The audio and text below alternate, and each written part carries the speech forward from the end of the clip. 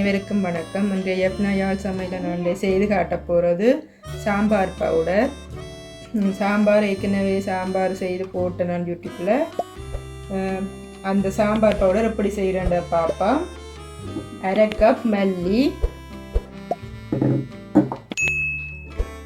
கடலைப்பருப்பு, உளுத்தம்பருப்பு, துவரம்பருப்பு எல்லாம் 2 டேபிள் ஸ்பூன் எடுத்து வச்சிருக்கிறேன். உண்டுலையும் 2 டேபிள் ஸ்பூன். அடுத்தது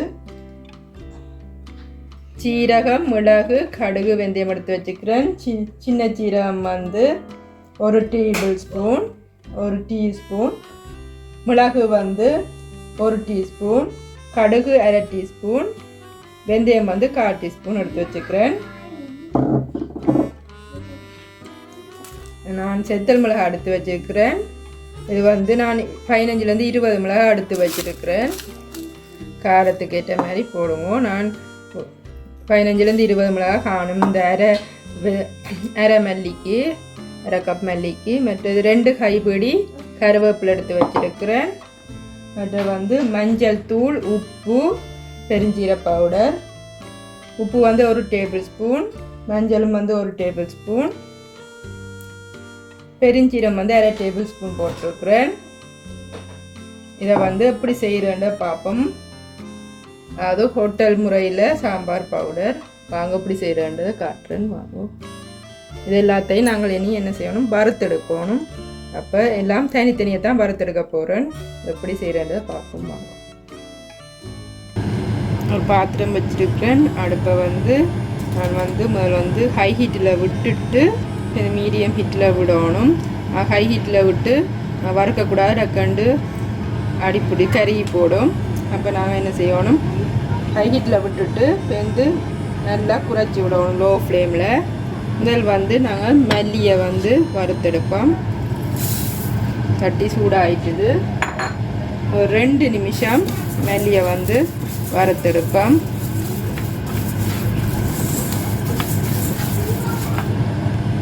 2 நிமிஷம் ஆயிட்டுது.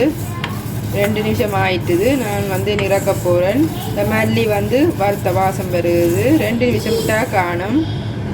இதை ஒரு பிளேட்டில் மாற்றுவோம்.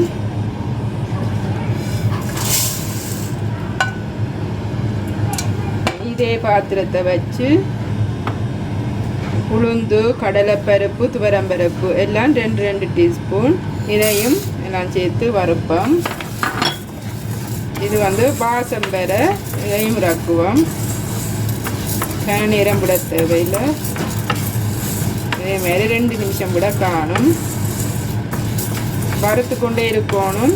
இல்லாட்டி ஒரு பக்கம் வறுபட்டு மற்ற பக்கம் வறுபடாமல் போயிடும். இப்போ 2 நிமிஷம் வரை நீங்கள் 2 நிமிஷம் வரையும் நீங்கள் வறுத்து கொண்டே இருக்கணும். 2 நிமிஷமாக வறுத்துட்டேன். வாசம் வருது. உளுந்து, கடலை, மற்ற துவரம்பருப்புள்ள வாசம் வருது. இதையும் மல்லி இறக்கின தட்டிலேயே இறக்குவோம்.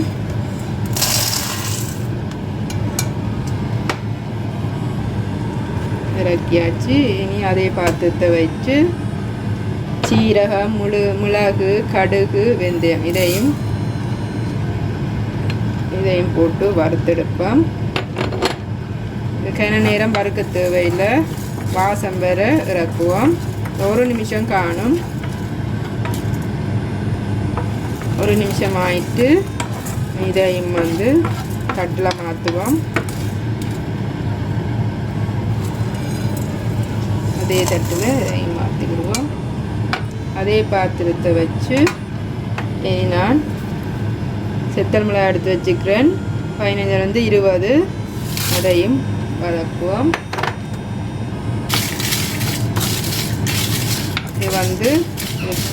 இது வறுபட்டு வெறும் வாசம் வரைக்க இதை இறக்கணும்.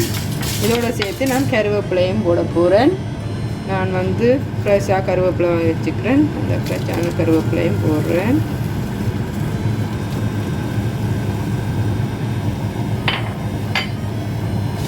இதோட போட்டு வறுப்போம். வறுபட்டு வர்ற வாசனையோட இறக்க சரி. செத்தல் மிளகாய் கருவேப்பிலையும் போட்டு வறுத்துட்டேன். ஒரு ரெண்டு கிடக்குது. இந்த இதில் நான் இறக்க போகிறேன். அடுப்பை வந்து நிப்பாட்டுவோம். அதே பிளேட்டில் இதையும் கொட்டுவோம். எல்லாம் ஒரு பிளேட்டில் கொட்டியாச்சு. இனி இதை வந்து நல்லா ஆறணும். ஆறின பிறகு தான் நான் கிரைண்டரில் போட்டு அடிச்செடுப்பேன். நல்லா ஆறட்டும். ஆறின பிறகு அதோடு சேர்த்து மஞ்சள், உப்பு, பெருஞ்சீரகம் போட்டு சேர்த்து அடிக்க போகிறேன். ஆறின பிறகு உங்களுக்கு அடித்து காட்டுறேன் கிரைண்டரில். வறுத்து வச்சுட்டு இப்போ ஆறிட்டுது வறுத்தது. இப்போ நான் இதை வந்து கிரைண்டர் கப்பில் போட்டு நல்லா பட்டு போல் நல்லா அடிச்செடுப்போம்.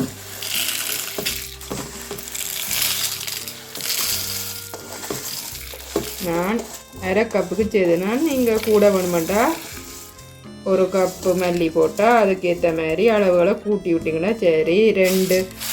ரெண்டு டேபிள் ஸ்பூன் கடலைப்பருப்பு, உளுத்தம்பருப்பு, துவரம்பருப்பு அதை வந்து 4 டேபிள் ஸ்பூன் போட்டால் சரி. அதே மாதிரி சீரகம்,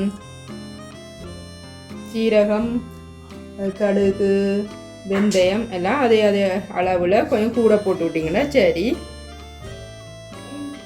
நான் இதை நீ 2 கப் போட்டுட்டேன். நீ அடித்து காட்டுறேன்னு வாங்கோ. நான் அடிச்சிட்டேன். இப்போ இதோட அரைவாசி அடிச்சிட்டேன். அதோட சேர்த்து இந்த உப்பு, பெருஞ்சீரகம், மஞ்சளையும் சேர்த்து அடிக்க போகிறேன்.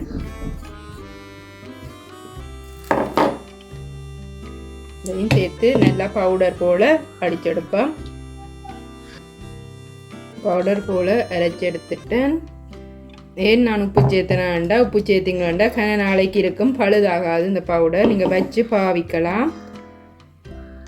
இதை வந்து ஒரு பவுலில் வந்து ட்ரான்ஸ்ஃபர் பண்ணுற போகிறேன்.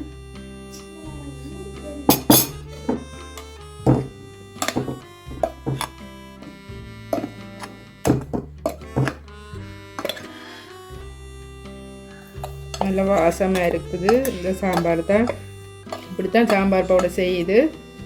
முதல் வீடியோவில் சாம்பார் செய்து போட்டு விட்டேன்னா இந்த பவுடர் தான் நான் சேர்த்தது. நீங்களும் உங்களோட வீட்டில் செய்து பாருங்க, நல்ல ருசியாக இருக்கும்.